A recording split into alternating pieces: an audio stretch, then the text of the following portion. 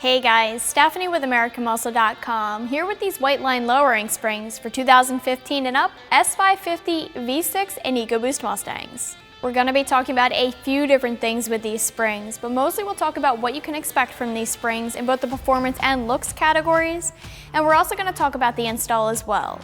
I'll talk more about the install later, but you're looking at a 2 out of 3 wrenches in the difficulty meter.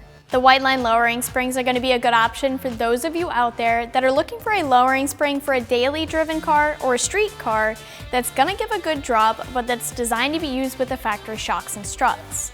These springs were made to provide balance with both the OEM and aftermarket shock and strut setups, while a lot of other springs out there function better with aftermarket setups. These springs offer a drop of 1.3 inches in the front of the car and 1.7 inches in the rear. Now this is what I consider more on the standard side in the world of lowering springs for the S550. Currently, you tend to see that the majority of springs offer a standard 1-inch drop, and the largest drops that you'll find in a spring for an S550 is just over 1 inch. These springs offer that in the front and even more than that in the rear.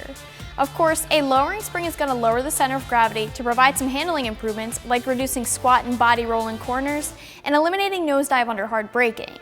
A 1.3 to 1.7 inch drop is enough of a drop to eliminate the gap between the tire and the fender, and it's going to leave the car sitting just above the wheels and tires. Now keep in mind that the drop will look a little bit different depending on your wheel and tire setup, and these are going to be compatible with both the factory and aftermarket wheel and tire setups. The plus side of the S550 looking so good and responding so well to a little bit of lowering is that you can create a functional low. By that, I mean it's low enough to look good, but not low enough to cause issues either on the tire or under the car. It's going to leave you with a very streetable car still. Getting back to the drop on an S550, the majority of springs out there are only offering a 1-inch drop.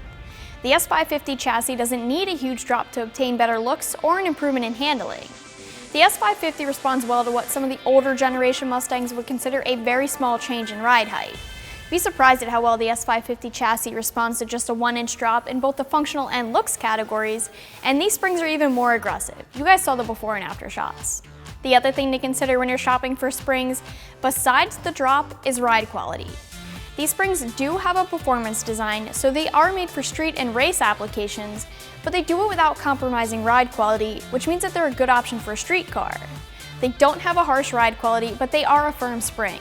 When it comes to ride quality, sometimes you can get a rough ride quality when you start lowering the car more, but I wouldn't really say that that's the case at all with these springs.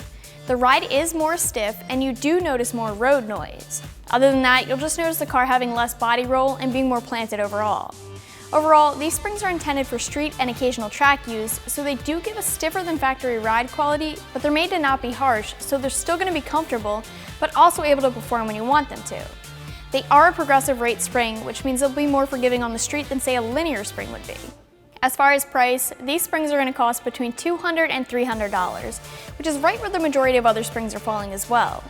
Of course, there are some springs that are either less expensive or more expensive than that, and of course springs that are all across that price range. So the install here is going to take about 4 hours. I'm going to call it a solid 2 out of 3 wrenches on the scale because you will need some knowledge to complete the install. So I'd recommend having a knowledgeable helping hand or taking this to a shop for the install if you haven't done this before, especially since it's always a good idea to get an alignment after the install anyways. This install can be done on jack stands if you don't have access to a lift, and as usual, a lift would be your best bet. You're going to need a few tools, including a spring compressor, so make sure you have that before you start the install.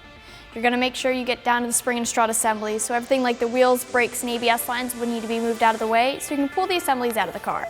The spring compressor will help you remove the spring from the strut and install the new front springs, which are compressed and installed the same way. The strut assemblies go back the same way they came out, and the install is the same for both sides. The rear is where things are a little bit different, but nothing crazy here. Essentially, the IRS subframe will be dropped along with the rear shock mount so you can slide the rear springs out. Just like the front, the rear springs install the same way they were uninstalled. There's no surprises. New bump stops go over the shocks, followed by the factory dust boots. Your new springs can be installed and the IRS subframe can be bolted back up. And that's about all it's going to take. Like I mentioned earlier, a fresh alignment after the install isn't a bad idea. Wrapping things up here, the Whiteline Lowering Springs offer a 1.3 and 1.7 inch drop in the front and rear respectively, and they are a performance-based spring designed for street and occasional track use. As always, I suggest you check these out more online for yourself. And for all things Mustang, keep it right here at AmericanMuscle.com.